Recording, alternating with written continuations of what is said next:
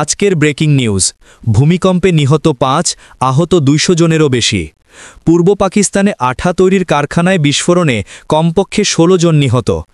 আফগান সীমান্তে অভিযান চালিয়ে ২৩ জন পাকিস্তানি জঙ্গিকে হত্যা করেছে পাকিস্তানি বাহিনী। দুবাইয়ের বিমান প্রদর্শনীতে ভারতের তৈরি যুদ্ধবিমান বিধ্বস্ত, পাইলটের মৃত্যু। নাইজেরিয়ার স্কুল থেকে কয়েক ডজন ছাত্রকে অপহরণ করেছে বন্দুকধারীরা। সিরিয়ার অধিকৃত গোলান মালভূমিতে ইসরায়েলি অনুপ্রবেশ ও অপহরণের ঘটনায় আতঙ্ক ছড়িয়ে পড়েছে। পশ্চিম তীরের রোমান যুগের ঐতিহাসিক স্থান দখলের পরিকল্পনা করছে ইসরায়েল।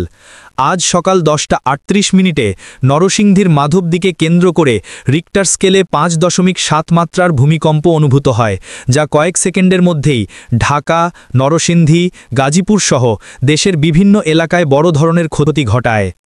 নিহত 5, 2 শিশুসহ। পুরান ঢাকায় মারা যান রাফিউল ইসলাম, 20 বছর, আব্দুর রহিম, 48 বছর, তার ছেলে মেহরাব হোসেন, 12 বছর। তিনজনই কসাইটুলিতে একটি ভবনের ছাদের রেলিং ভেঙে নিচে পড়ে ঘটনাস্থলেই মারা যান। রূপগঞ্জে দেয়াল ধসে মারা যায় ফাতেমা নামের 10 মাসের একটি শিশু। শিশুটির মা কুলসুম বেগম গুরুতর আহত। অন্তর্বর্তী সরকারের প্রধান উপদেষ্টা মোহাম্মদ ইউনুসের শোক বার্তায় নিহতের সংখ্যা 5 বলে জানানো হয়েছে, যাদের মধ্যে একজনের পরিচয় এখনও পাওয়া যায়নি। আহত 2 শতাধিক। দেশের 3 জেলায় 200 জনেরও বেশি আহত হয়েছেন। ঢাকা মেডিকেল কলেজে 10 জন, গাজীপুরে 10 জন। ঢাকা বিশ্ববিদ্যালয় থেকে ভবন থেকে লাফিয়ে অন্তত 10 জন আহত, কয়েকজন গুরুতর। নরসিংদী 45 জন গুরুতর সহ আহত, 3 জনকে ঢাকায় রেফার।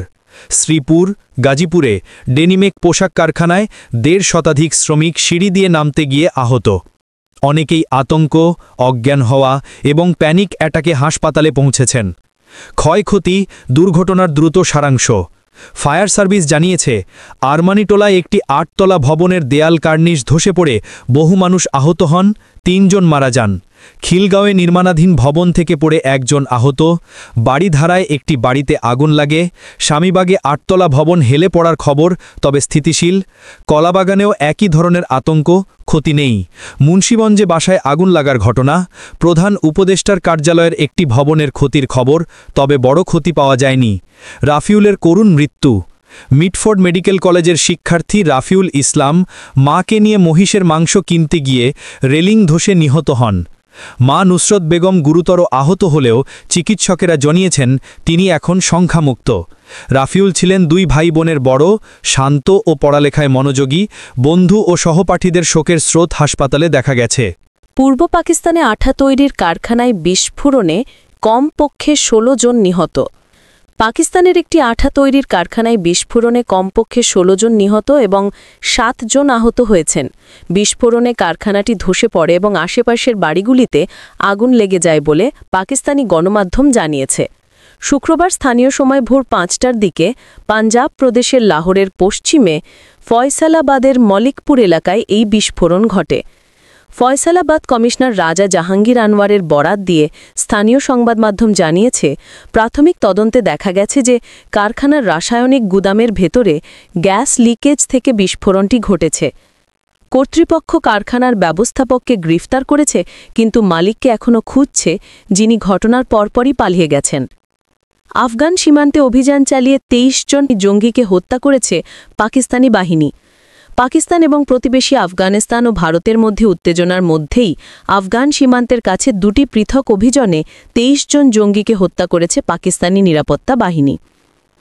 বুধবার খাইবার পখতুনখোয়া প্রদেশের কুররাম জেলায় সেনাবাহিনী একটি লক্ষ্যবস্তু অভিযান শুরু করেছে।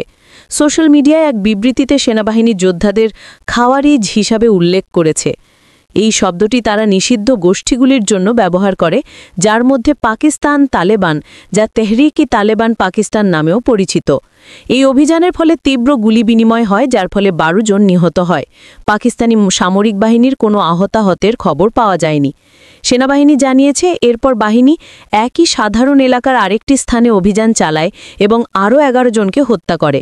দুবাইয়ের বিমান প্রদর্শনীতে ভারতের তৈরি যুদ্ধবিমান বিধ্বস্ত, পাইলটের মৃত্যু। ভারতীয় বিমান বাহিনীর একটি ভারতীয় নির্মিত যুদ্ধবিমান তেজাস, যাকে বলে উড়ন্ত কফিন, শুক্রবার দুবাই এয়ার শোতে বিধ্বস্ত হয়েছে ভারতীয় বিমান বাহিনীর একজন মুখপাত্র জানিয়েছেন।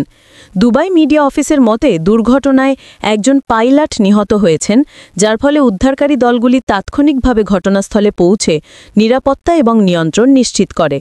কর্তৃপক্ষ এখনও দুর্ঘটনার কারণ সম্পর্কে আরও বিস্তারিত প্রকাশ করেনি, তবে বিমান চলাচল সম্প্রদায়ের এই ক্ষতির জন্য শোক প্রকাশের সাথে সাথে তদন্ত শুরু হবে বলে আশা করা হচ্ছে।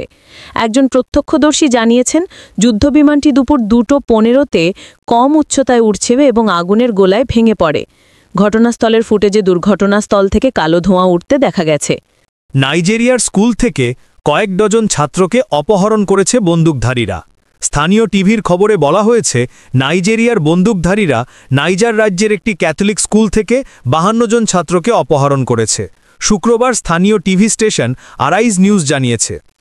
নাইজার রাজ্য সরকারের একটি বিবৃতিতে অপহরণের ঘটনা নিশ্চিত করা হয়েছে, তবে বলা হয়েছে যে অপহৃত শিক্ষার্থীদের সংখ্যা এখনও যাচাই করা হচ্ছে। সেন্ট মেরি স্কুল থেকে শিক্ষার্থীদের অপহরণের উদ্বেগজনক সংবাদটি নাইজার রাজ্য সরকার গভীর দুঃখের সাথে পেয়েছে। বিবৃতিতে বলা হয়েছে, নিরাপত্তা সংস্থাগুলি শিক্ষার্থীদের সন্ধান করছে। নাইজেরিয়ায় বন্দুকধারীদের একের পর এক হামলার ঘটনা ঘটেছে, যার মধ্যে সোমবার কেব্বি রাজ্যের একটি বোর্ডিং স্কুল থেকে 25 জন স্কুল ছাত্রীকে অপহরণের ঘটনাও রয়েছে। সিরিয়ার অধিকৃত গোলান মালভূমিতে ইসরায়েলি অনুপ্রবেশ ও অপহরণের ঘটনায় আতঙ্ক ছড়িয়ে পড়েছে। 2024 সালের ডিসেম্বরে রাষ্ট্রপতি বাশার আল আসাদকে ক্ষমতাচ্যুত করার পর ইসরায়েল দক্ষিণ সিরিয়ায় তাদের দখলদারিত্ব বৃদ্ধি করার পর থেকে ইসরায়েলি সামরিক অনুপ্রবেশ আরও নির্লজ্জ, আরও ঘন ঘন এবং আরও সহিংস হয়ে উঠেছে। কুনেইত্রা প্রদেশ জুড়ে ইসরায়েলি সেনাবাহিনীর ট্যাঙ্কগুলি চেকপয়েন্ট এবং টহল স্থাপন করেছে, এমনকি গেটও স্থাপন করেছে। তারা বেসামরিক লোকদের থামিয়ে তল্লাশি চালায় এবং কিছু লোককে অপহরণ করা হয়। জুলাই মাসে খাদিজা আরনুসের স্বামী এবং ভগ্নিপতিকে তাদের বাড়ি থেকে তুলে নেওয়া হয়েছে। তার ভগ্নিপতি সেদনায়া কারাগার থেকে মুক্তি পেয়েছেন এবং এখন তিনি ইসরায়েলি হেফাজতে আছেন। একদিন ভোর 3টায় ইসরায়েলি সৈন্যরা উভয়কে বাড়ি থেকে বেরিয়ে যেতে নির্দেশ দেয় এবং তাদের চোখ বেঁধে দেয়। এরপর থেকে আমরা তাদের সম্পর্কে কোনো খবর পাইনি। আমরা রেড ক্রসের সাথে যোগাযোগ করেছি, কিন্তু কোনো লাভ হয়নি। আমার 4টি সন্তান আছে, আমার স্বামীই একমাত্র ভরণপোষণকারী ছিলেন। আমি সরকারকে অনুরোধ করছি আমাদের জন্য একটি সমাধান খুঁজে বের করার জন্য। কেন ইসরায়েলিরা এসে যাকে ইচ্ছা ধরে নিয়ে যাচ্ছে? পশ্চিম তীরে রোমান যুগের ঐতিহাসিক স্থান দখলের পরিকল্পনা করছে ইসরায়েল। ফিলিস্তিনি জমিতে ইসরায়েলিরা রাতারাতি সেখানে একটি নতুন ফাঁড়ি স্থাপন করে এতে বোঝা যায় ইসরায়েল পশ্চিম তীরের ঐতিহাসিক স্থানের কিছু অংশ দখল করার পরিকল্পনা করছে। ইসরায়েলের বেসামরিক প্রশাসন অধিকৃত পশ্চিম তীরে অবস্থিত রোমান যুগের একটি প্রধান প্রত্নতাত্ত্বিক স্থান সেবাস্টিয়ার বিশাল অংশ দখল করার ইচ্ছা প্রকাশ করেছে। বসতি বিরোধী নজরদারি সংস্থা পিস নাও জানিয়েছে যে এই স্থানটি প্রায় 180 হেক্টর বা 450 একর এবং এটি ইসরায়েলের প্রত্নতাত্ত্বিকভাবে গুরুত্বপূর্ণ জমির বৃহত্তম দখল। দর্শক, কমেন্টে লিখে জানান আপনার মতামত। আর এই বিশ্লেষণটি ভালো লেগে থাকলে লাইক দিন, শেয়ার করুন আর সাবস্ক্রাইব করে নবকলি স্টুডিওর পাশে থাকুন। সচেতন সমাজের পথে একসাথে হোক পথ চলা। আল্লাহ হাফেজ।